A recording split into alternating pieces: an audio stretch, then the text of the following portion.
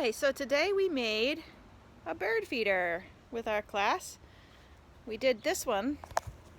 This is a recycled milk jug bird feeder today. Yesterday we did this one with large pine cones that I can find just around the corner on my block. Some pine trees make large, very prickly pine cones. That's this one with some peanut butter and some bird seed in it.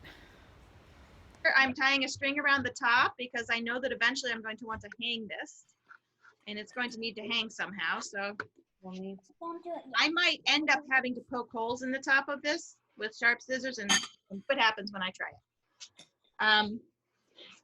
I am going to take my sharp scissors and poke some holes so that I can thread some dowel rods through for the birds to sit on. I wanted to do that first because poking holes can be a little bit harder and you want the structure to be a little stronger when you do it.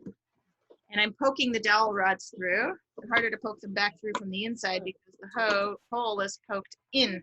There we go. We got it. Okay.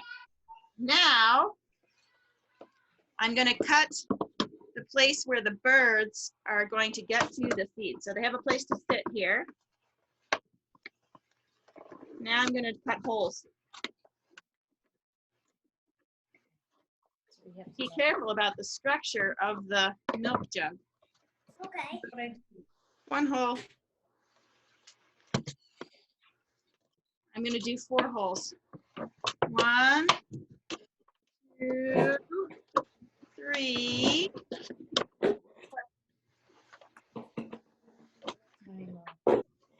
Mom, don't cut your hand.